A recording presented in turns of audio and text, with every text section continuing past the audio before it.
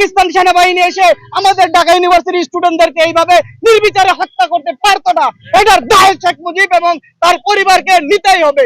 আমাদের ঢাকা ইউনিভার্সিটি শুরু করে সারা বাংলাদেশে হত্যাযজ্ঞ চালালো, এর একটা দায় শেখ মুজিবুর রহমানের কাছে যায় কিনা এটা আপনাদের কাছে কোশ্চেন। শেখ মুজিব শুধুমাত্র শেখ হাসিনার জেনেটিক্যালি ফাদার ছিল না। বাড়ি থেকে নাকে তেল দিয়ে ঘুমাও 29 তারিখে আমি কি করছি, হরতালের ডাক দিয়েছি। 5ই আগস্টের পর থেকে আমরা সো কল্ড মিডিয়ার মাধ্যমে, প্রিন্ট মিডিয়া বলেন বা ইলেকট্রিক মিডিয়া বলেন বা টেলিভিশন বলেন, আমরা একটা জিনিস দেখতেছি যে মব মব মব। বিগত 17 বছর এই মব কোথায় ছিল? বাংলাদেশেই ছিল, আওয়ামী লীগের নামেই ছিল। বাট আমাদের টেলিভিশন গুলো, আমাদের নিউজ পেপার গুলো এগুলো প্রচার করতে পারে নাই। বাট এখন গতকালকে থেকে দেখতেছি কিছু কালচারাল ফেসিস যারা বলতেছে যে আমরা শেখ হাসিনার অপকর্মের বিচার চাই, কিন্তু শেখ মুজিবকে আমরা জাতির পিতা বলতে চাই। তাদেরকে একটা কথা বলতে চাই, শেখ মুজিব শুধুমাত্র শেখ হাসিনার জেনেটিক্যালি ফাদার ছিল না, সে স্বৈরাচারের ক্ষেত্রেও শেখ হাসিনার বাবা ছিল, ফাদার ছিল। কারণ আপনারা একটা জিনিস আমাকে বলতে পারেন যে 71-এ তার ভূমিকা নিয়ে আপনার ভূমিকার ব্যাপারে আপনারা কি বলবেন। 71-এ তার ভূমিকার কথা যদি বলতে চাই, প্রথমে বলতে হবে 25শে মার্চ কালো রাত্রে যখন তাজউদ্দিন আহমেদ তার কাছে সন্ধ্যাবেলা স্বাধীনতার ঘোষণা নিয়ে আসছিল, সে বলেছিল যে যাও বাড়ি থেকে নাকে তেল দিয়ে ঘুমাও 29 তারিখে আমি কি করছি, হরতালের ডাক দিয়েছি।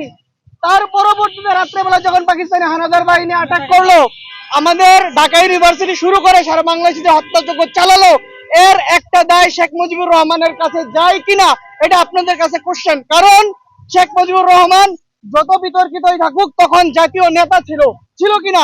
সে যদি স্বাধীনতার ঘোষণা দিত এবং তাজউদ্দিন আহমেদের সাথে ভারতে গিয়ে বা পলায়ন থেকে অবস্থায় মুক্তিযুদ্ধকে নিয়ন্ত্রণ করত, তাহলে বাংলাদেশের এর 50% মানুষের শহীদ হয় না। এবং সে যদি 25শে মার্চ সন্ধ্যাবেলা ঘোষণা দিত মুক্তিযুদ্ধের, তাহলে বাংলাদেশের সমস্ত আপামর জনতা, ঢাকা ইউনিভার্সিটি স্টুডেন্টরা সহ তারা মুক্তিযুদ্ধের জন্য প্রস্তুতি নিত। 25শে মার্চ কালো রাত্রে 12টার পরে পাকিস্তান সেনাবাহিনী এসে আমাদের ঢাকা ইউনিভার্সিটি স্টুডেন্টদেরকে এইভাবে নির্বিচারে হত্যা করতে পারতো না। এটার দায় শেখ মুজিব এবং তার পরিবারকে নিতেই হবে। তার পরবর্তীতে আসি যুদ্ধকালীন সময়ে সে কোথায় ছিল? সে পাকিস্তানের কারাগারে ছিল। পাকিস্তানের কারাগারে থেকে ক্ষমতা নেগোসিয়েশন করছিল।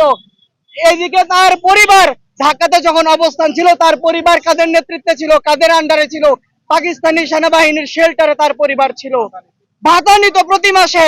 শেখ মুজিবুর রহমানের 2 ছেলে শেখ কামাল এবং জামাল মুজিব বাহিনী গঠন করেছিল পাকিস্তানে গিয়ে, ভারতে গিয়ে। মুজিব বাহিনীর সবচেয়ে বেশি লড়াই হয়েছে যুদ্ধের সময় কাদের সাথে? মুক্তিযোদ্ধাদের সাথে, পাকিস্তানি সেনাবাহিনীদের সাথে নয়। মুজিব বাহিনীর হাতে হাজার হাজার মুক্তিযোদ্ধা শহীদ হয়েছে।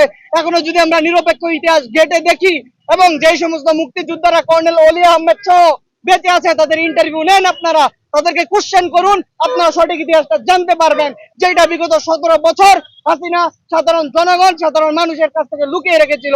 এখন বলতে চাই, 71-এর প্রশ্নে যদি আমি হাইপোথেটিক্যালি ধরেও নেই যে 71-এ শেখ মুজিবুর রহমান স্বাধীনতার পক্ষে ছিল বা তার পরিবার ছিল, তাহলেও 71-এর পরবর্তী সময় 72 থেকে 75 পর্যন্ত তার অপকর্মকে কি আপনারা অস্বীকার করতে পারবেন?